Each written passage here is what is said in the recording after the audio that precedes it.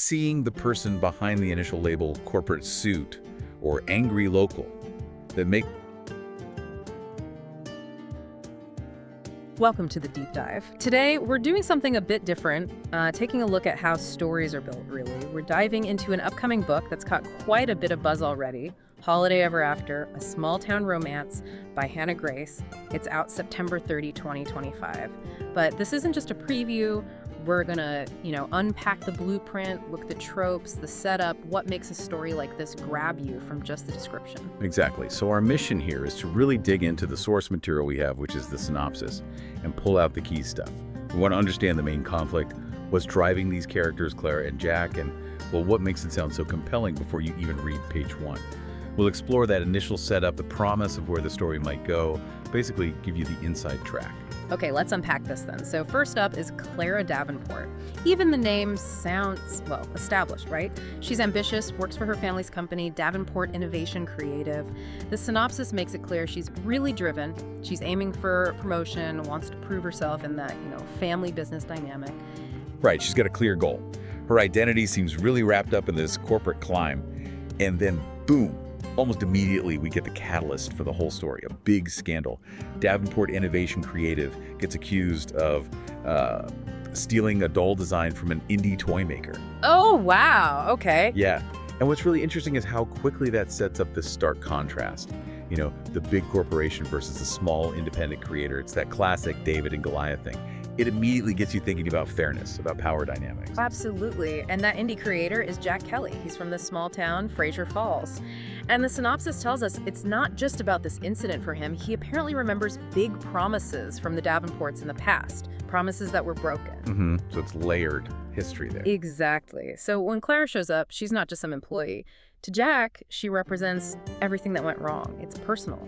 Deeply personal. Yeah, way beyond just a business disagreement about a doll. Yeah. It's about broken trust, maybe for the whole town, not just him. And, that kind of conflict, the big company may be stepping on the little guy's creative work. Plus that history, it feels really relevant. You hear stories like that or echoes of it all the time. It really does resonate. It taps into anxieties about, corporate power and how individuals can get caught up in it. It sets the stakes really high from the start, emotionally speaking. So, okay, Clara gets her assignment. She's sent to Fraser Falls. Her mission sounds simple on paper, right? Go there, manage the fallout, win over the town, basically, fix a PR mess. Standard corporate damage control on the surface. But crucially, it's tied directly to her ambition. She needs this to work to land a promotion. So for her, this isn't just a job, it's everything. Her future in the company. High personal stakes for her too, just different ones. But Jack, he's not rolling out the welcome mat.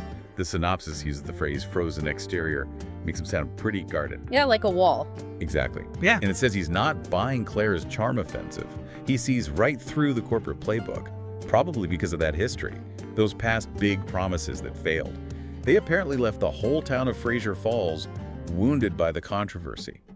That word wounded is telling. Ooh, yeah. That's powerful. It's not just Jack's grudge then. Right. It suggests a collective hurt. So Clara's walking into a community that's already skeptical, already feeling betrayed, which really makes you wonder, can a PR mission actually heal that kind of wound? Or does it just feel like more spin? That's a really good question, because you've got Clara with her professional goal, her strategy, and she's crashing right into Jack's very personal sense of betrayal, and maybe the town's too. It's a clash of worlds almost. A total clash of wills and perspectives. She's thinking strategy, he's thinking history and hurt. And that kind of friction where professional ambition meets deep personal resistance, that's often where the most interesting character stuff happens in stories, right? It forces people to look beyond their initial goals. Absolutely. That friction is often the engine for change, for development, and maybe for something else too. Okay, here's where it gets really interesting, as you say. Because despite that rocky start, that antagonism, the synopsis pretty clearly signals we're in enemies to lovers territory. Which, let's face it, is a trope people love for a reason. It really is. And the synopsis gives us clues about how that shift might start. Like, Clara didn't count on Jack's frozen exterior, so she underestimated him, his resolve. Classic start. Right. She thought she could just charm her way through. Probably. But then there's this line about her realization that he might just thaw a bit of her resolve and maybe her heart entirely. So it's not just him thawing potentially, but her too. Her own resolve, her own perspective might be changing because of him. Okay, so the friction isn't just pushing them apart. Exactly. The synopsis calls it heartfelt friction.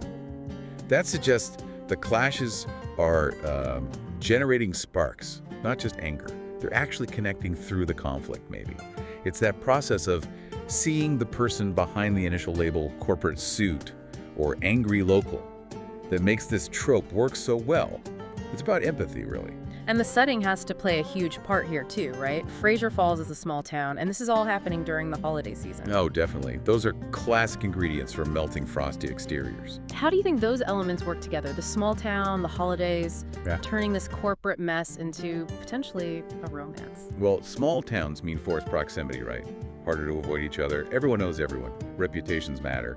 And the holiday season, that just amps up the emotion. Themes of togetherness, maybe forgiveness, finding warmth in the cold. It creates this atmosphere where guards might come down. Like emotional pressure cooker, almost. Sort of. The synopsis mentions something genuine starts forming as they clash. So you put these two opposed people together in this intense small-town holiday setting. Maybe they're stuck decorating the town tree together or get snowed in. Yeah. You know, the tropes. It forces interaction beyond their official roles.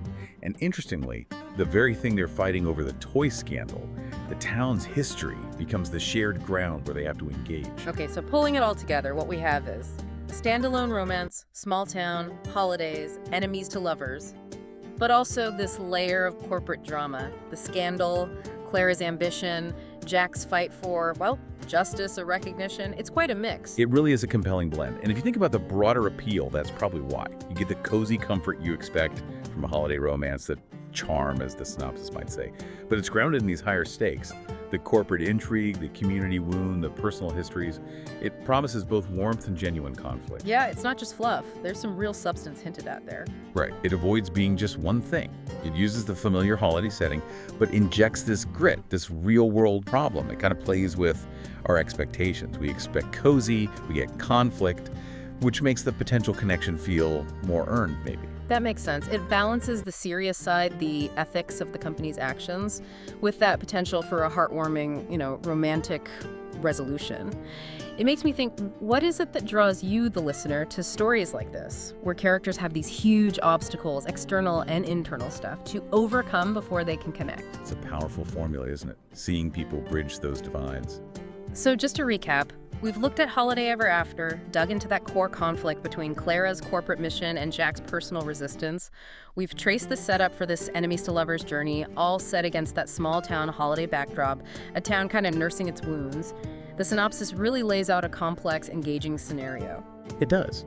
And it leaves us with a really interesting question to chew on, something for you to think about. Considering Clara's initial goal was, let's be honest, PR, to fix a mess and get promoted, and Jack's starting point is deep resentment from a past betrayal. Can that thawing we talked about, that genuine connection, ever be completely separate from the agenda that brought them together? Ooh, that's tricky. Like, is the connection real, or is it just a byproduct of her mission succeeding, maybe even unconsciously? Exactly. Can authenticity truly blossom when the starting point is manipulation, even if it's well-intentioned PR? How much does motive matter if the feelings become real? It's a knotty question about how relationships form under complicated circumstances. Definitely something to ponder. That intricate dance between duty, ambition, personal feelings, and maybe unexpected love. What happens when all those lines get blurred? A fascinating thought to leave you with. That's all for this deep dive. Grab Holiday Ever After by Hannah Grace. Holiday Ever After by Hannah Grace, now on sale for $14.95. Don't miss this chance to build good habit and achieve remarkable results. Buy now, today.